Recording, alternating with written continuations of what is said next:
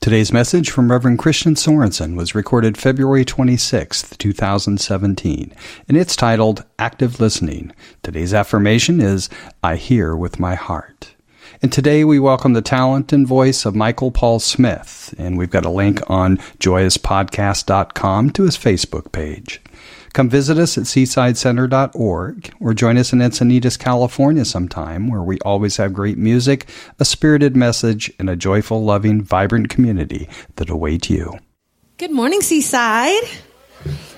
It is my honor, as it is every Sunday, to introduce our wonderful guest artists. And today we have a wonderful human being, and he is just so soulful, and his voice is just so powerful, and I hope you're moved by his voice as much as I am. He does have CDs with him if you are so inspired to support, which we always appreciate. And also, he is working on a brand new album right now, working on a jazz album, jazz and love songs. So I'm really, really excited to see how that unfolds. So it should be out around April. So we're really excited about that. So without further ado, please help me welcome Michael Paul Smith.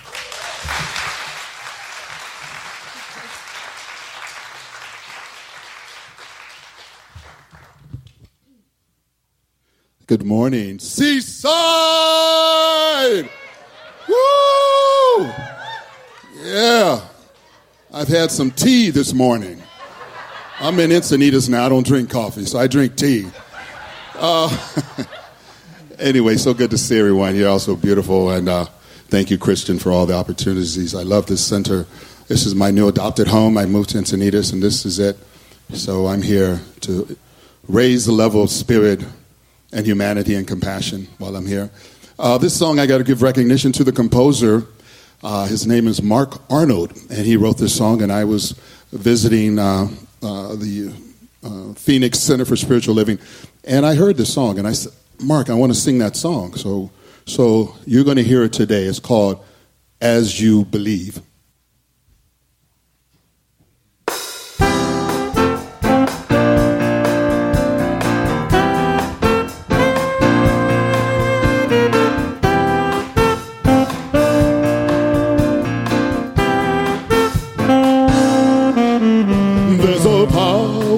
Within, a force that shapes your life. Creation begins with the thoughts in your mind. Realize you're true. Open your eyes to see your world is made by you, or you cause it to be. It is done as you believe. It's the words you speak that make it so. It's up to you to plant the seeds. It's the thought you think that make it grow. It is done unto you. It is done unto you. It is done unto you as you believe.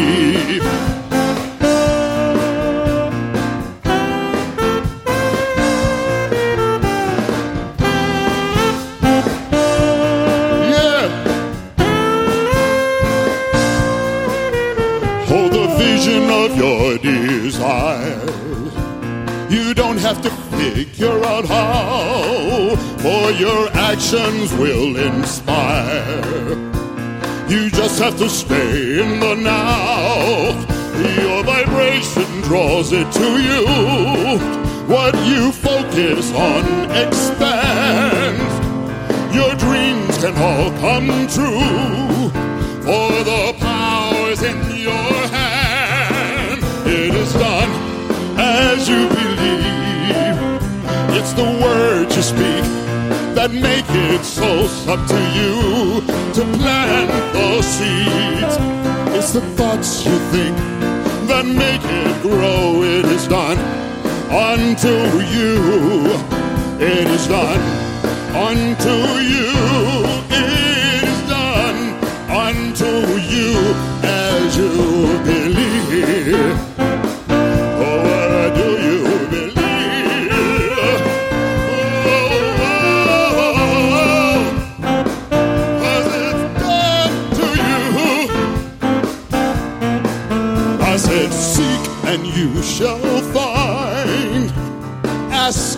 shall receive. You create by default or design, for it's all as you believe. It is done as you believe. It's the words you speak that make it so. It's up to you to plant the seed. It's the thoughts you think that makes it grow. It is done unto you. It is done unto you.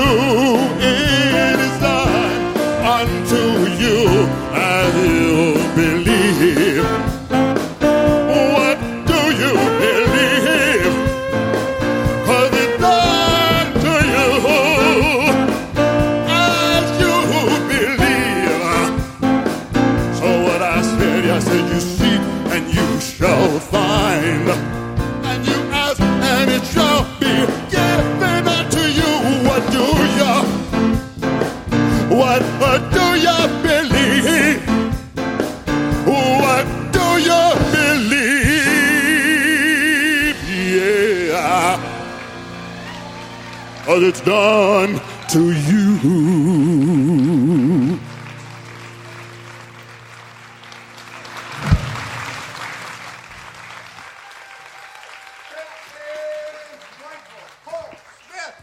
Way to go! Man, I love you.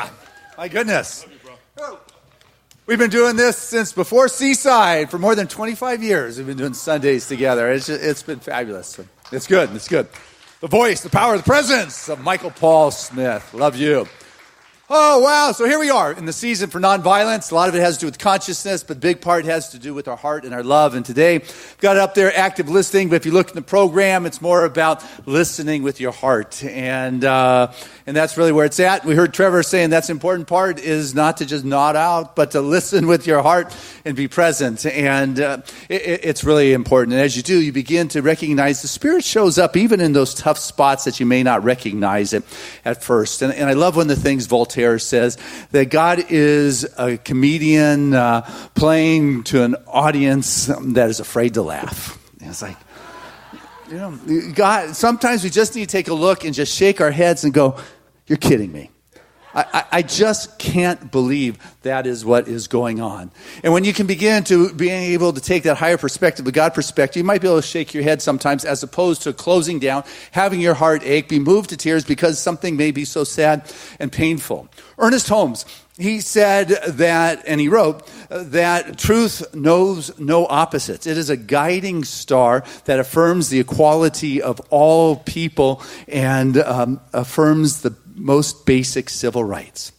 And civil rights is our ability for a citizen to participate in a society and not be discriminated and be fearful, to be oppressed, repressed, intimidated for their self-expression and who they are, regardless of their age, their gender, their race, their ethnicity, their nation of origin, their religion. That is one of the basic civil rights, is that we are able to express ourselves and not have to fear because of that. And when you listen to the heart, you begin to see there is an equal expression of God here. God is not more in one person than another person. And as you begin to say, you know what, I see Spirit here, and that I'm not going to buy into this discrimination, because I'll tell you, one of the directives our schools had was not to discriminate against the transgender students when they chose a bathroom of their gender identity. And this week, that basic civil right was wiped out.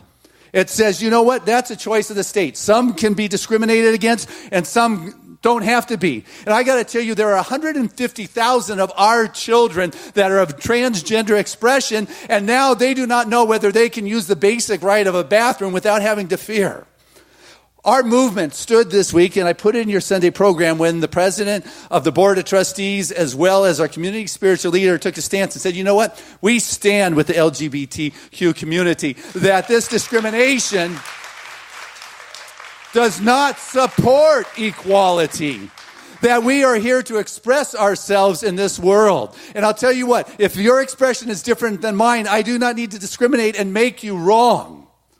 And all of a sudden, we are doing that for 150 of our children, not the children of this state and those children, but our children. I want to assure you that Seaside will continue to stand with the LGBT community and with people of diverse expressions and continue to keep our doors open as an open and affirming spiritual community, because we are growing here in attendance and membership because of the LGBT community, because of the transgender expression that's part of our community, also because of the elders that are part of our community, and the Black and the white and the Asian and the Latino and the families and the children and the youth and the full expression, because we believe that Spirit is expressing the same and equal in everybody. And I want to assure us that oneness doesn't mean sameness.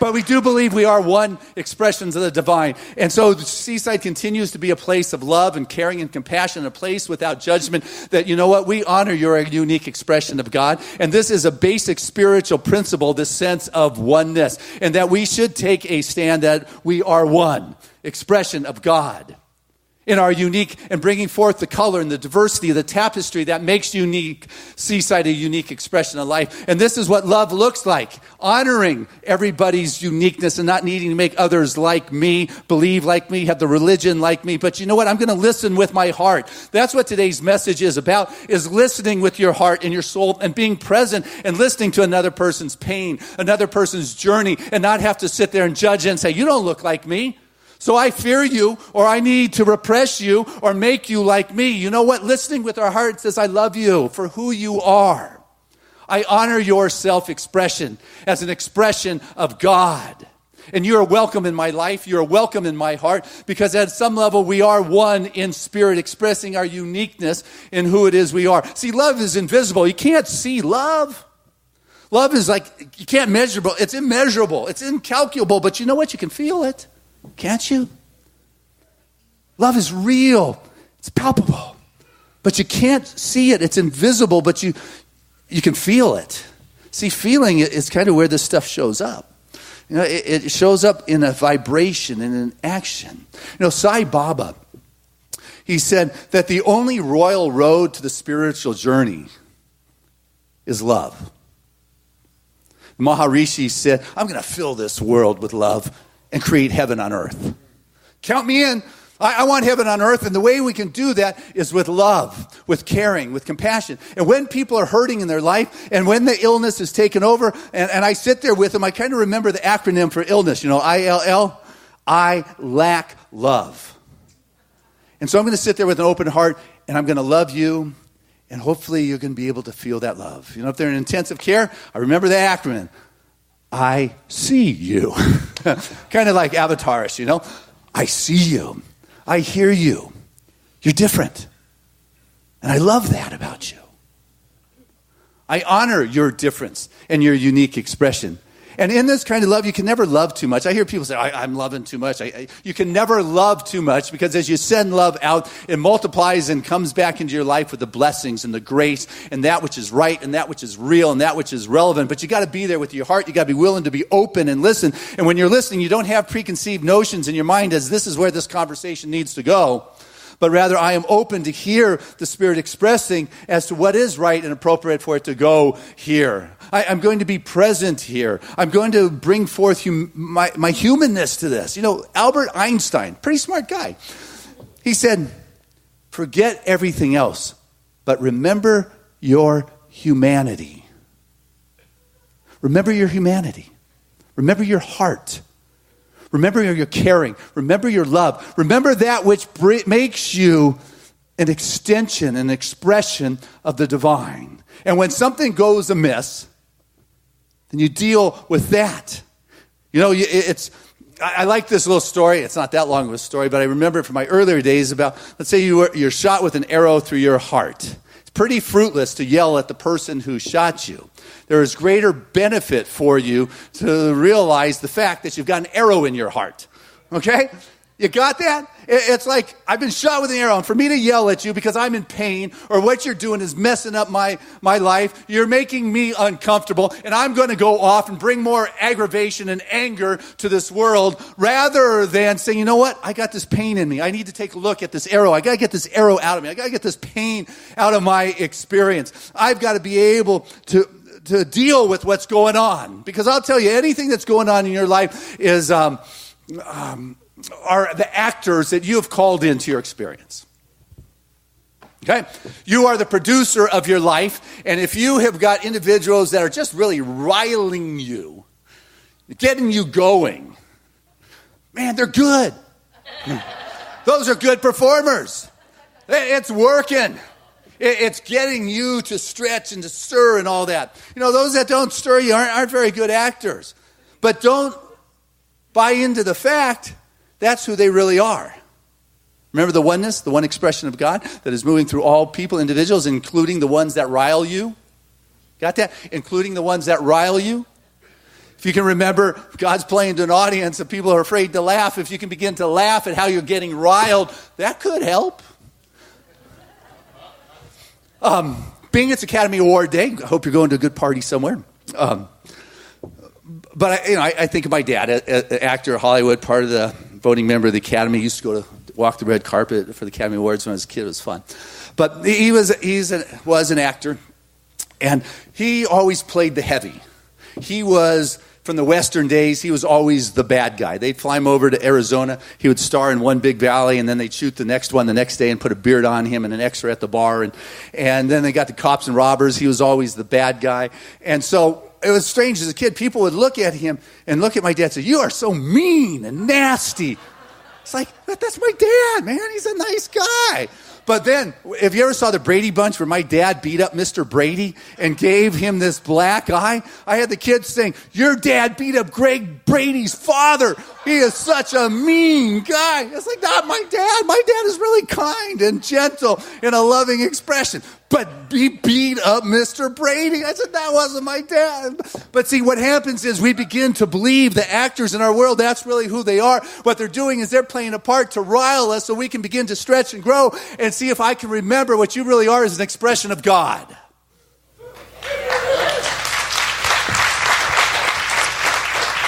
And when we don't remember that, then we banish them to hell with our judgment. But I got to tell you, whoever you cast to hell, you get to go too. and hell's not really a place, it's a metaphor. But I mean, if you cast somebody to that place, you get to stay there as long as you hold them in that place. As long as you're holding somebody in that place of judgment, you will continue to be judged and have to experience that same kind of torment within your own life experience. And to get out of that is you don't wait for God to forgive you, because God, there's nothing to forgive you about. You are forgiven. You have to learn to forgive yourself, because what unforgiveness or judgment does is it constricts the mind, it constricts the heart, and you become very small, not much room for love to exist and to express. And so what you need to do is be able to activate that love and open your heart and begin to listen with your heart and be able to laugh at some of the experiences that are going on in your life and not give your power away to that, and recognize that, you know what, Spirit's going to move here. And it is the same for all individuals, because we're all from that one life. God is infinite and is expressing through each and every one of us. And so when I sit with you, as Trevor told us, I want to sit with an open heart. I want to listen with my heart and my soul and spirit and say, I care for you. Who you are matters to me. And as I begin to feel that presence, there can be a stirring within. You know, John Milton, English poet, writer of Paradise Lost, said that the mind in itself, in its own place, can create hell out of heaven or heaven out of hell. That's the power you have, is to create heaven or hell, irrespective of what's going on in your world. You got that power. What station are you listening to? The station of the heart? K-Heart? Or or whatever another one was. Chaos. There you go. But anyway, you get to decide which one you're going to listen to and which one you're going to participate. And if you come across the tyrants in your mind or in your consciousness or in this world, if you want to banish, if you would, the tyrants from your life or from your mind or your consciousness, I'm going to tell you how. The way you banish those tyrants is that you rise above the vibration of the fear, of the anger, of the sense of separation. You rise above those fears and angers and sense of separation that cause that tyrannical expression to unfold in the world. And as you begin to operate from that higher place and that higher vibration of being, what happens is you begin to bring a greater light to the world. You begin to bring a greater possibility into the conversation. And sometimes people will say, but you don't get it. You need to fear, or you need to have protection, or you need to whatever it is. And their position is so sure that there is a defensiveness. But I'll tell you what, one little spark of divinity within a human being, they could no longer wage war against another person. A little spark of divinity that is felt within another person, they're not going to go and attempt genocide. A little spark of divinity within another person, they're not going to go into school grounds and start shooting. It's no longer possible. And so what's imperative is that we do not meet aggression with aggression,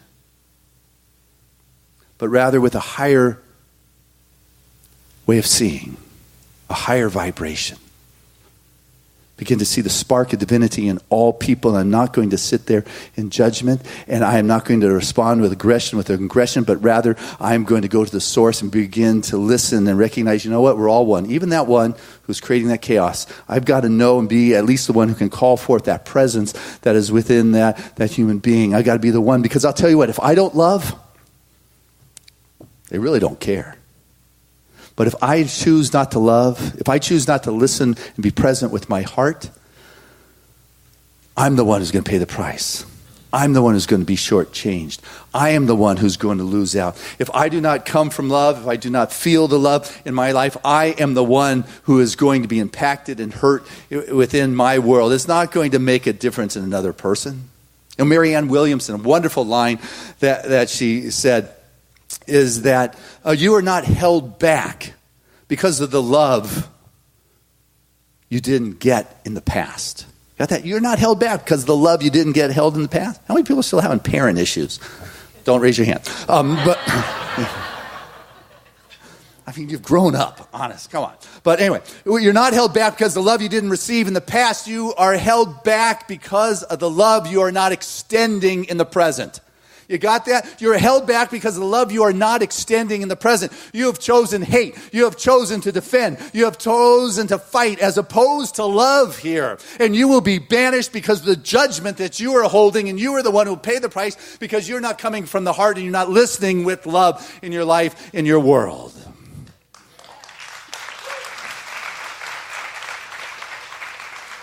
I remember there's this resort that Callie and I go to. It's not that big of a resort, near Arenal volcano in Costa Rica. And we go there, and they got these thermal pools. And I can remember going to this one pool, and it was like half drained, and the top had the green slime on it, and the water didn't look very pretty, and the leaves were floating on the green slime. It was like, who's going in that thing? It's like, ooh, it was right.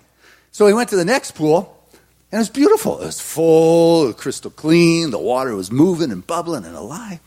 And it's like, what pool do you have in your heart? Who wants to jump into the one that is covered with the slime?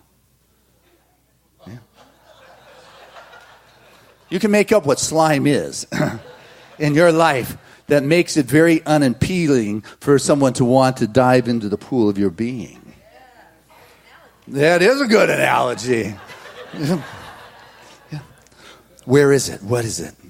You know, Ernest Holmes, he's the founder, right, of this whole thing. Got us going this morning.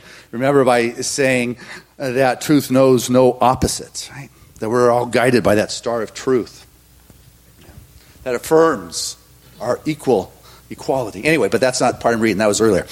It was just so good. Anyway, this one comes from his book, Science of Mind, on page 470 for all you textbook-toting metaphysicians here. Third paragraph. It says that the universe holds nothing against us, no matter how many mistakes that we have made. Woo! That's good.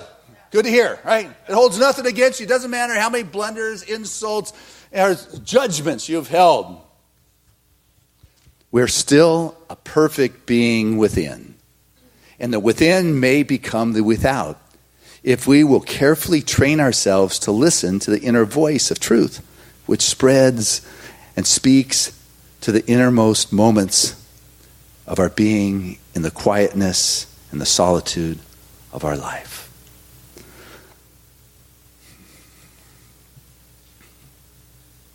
Doesn't matter how many mistakes you made, the things you said, thoughts you held, positions. Spirit doesn't hold judgment there. Now is the moment to extend the love.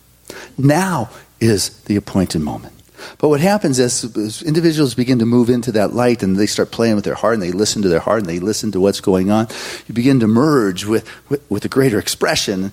And as you merge with a greater expression, for some it can be scary if you don't know what it's like to abandon yourself in that light or that love energy. I mean, have you ever held your partner's hand walking down the beach at sunset and you're just feeling so good and you feel this expansiveness?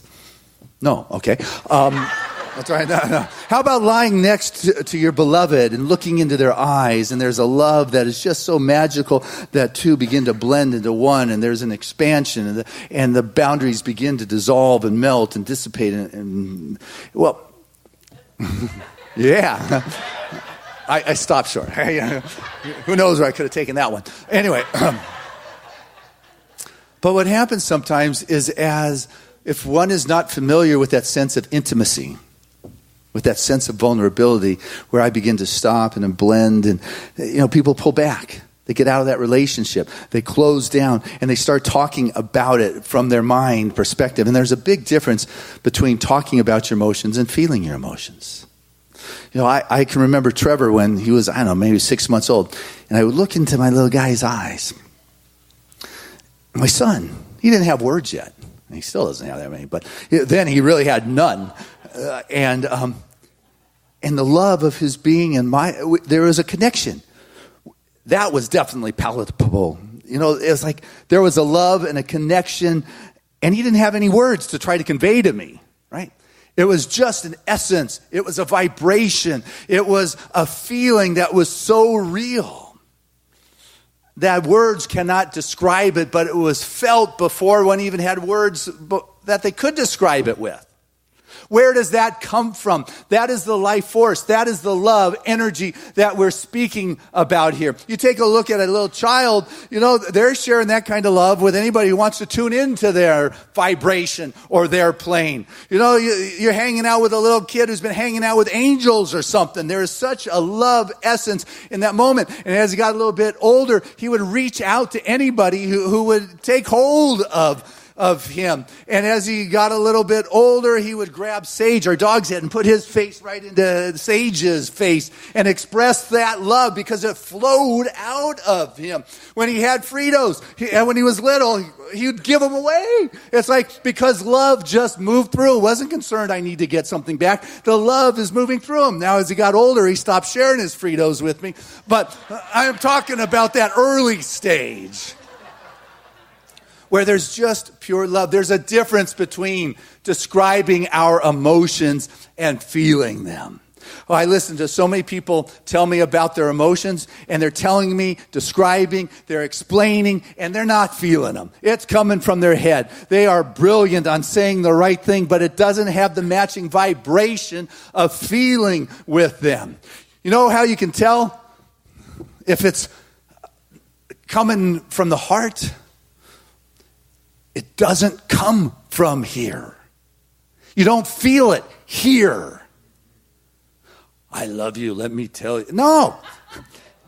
If it's coming from here, it's not the feeling. It is coming through the filter of the brain and the script. Let me tell you how I love you. No, let me feel how you love me. Let me feel you listening with your heart.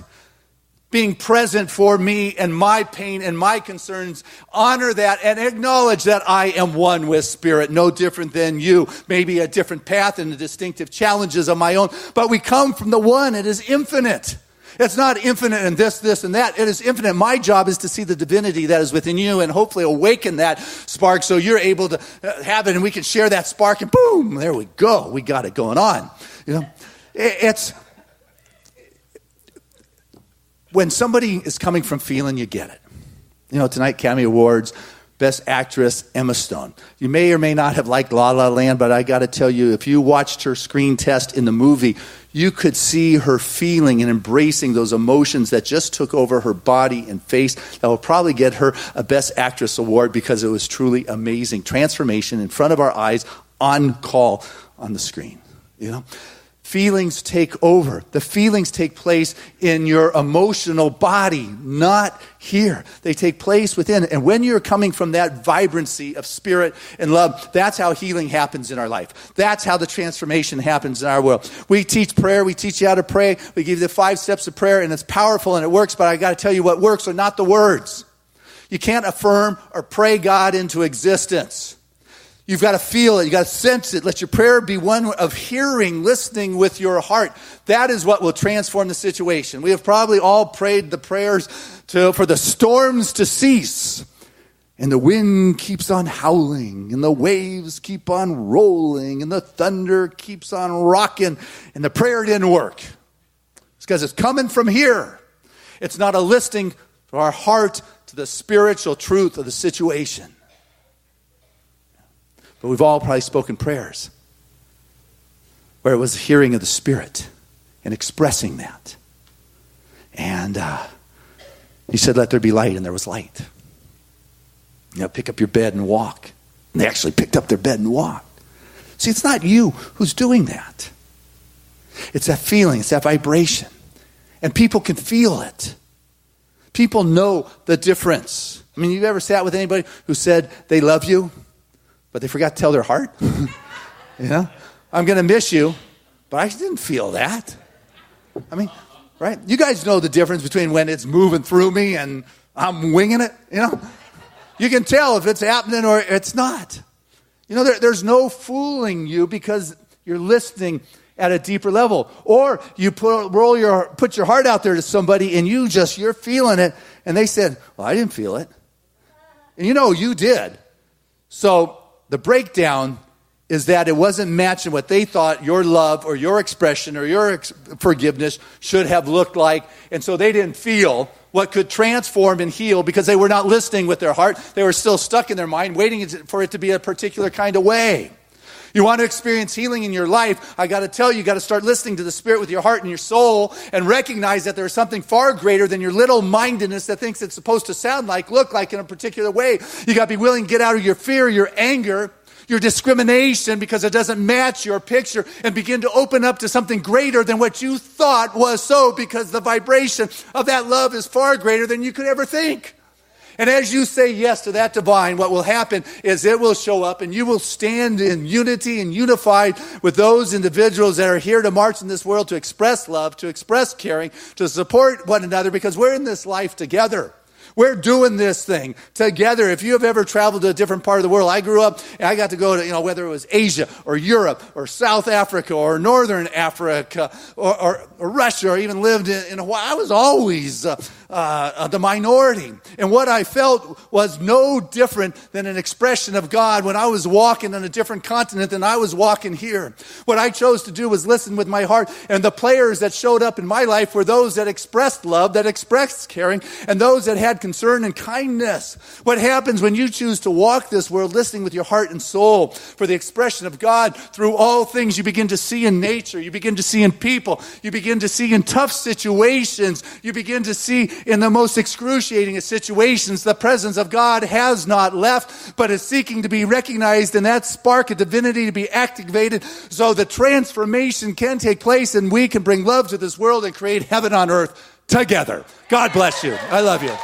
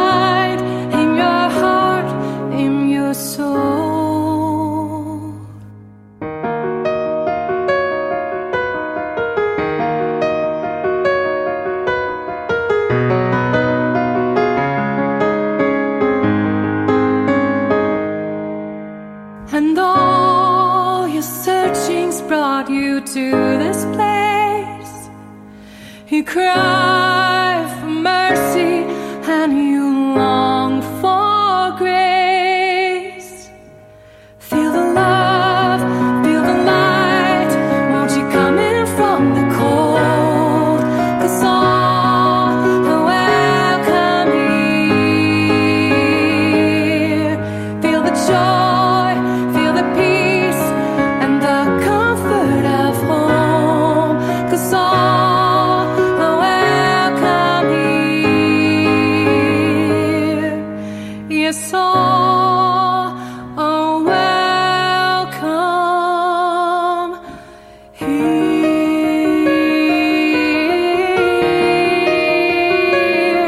Here.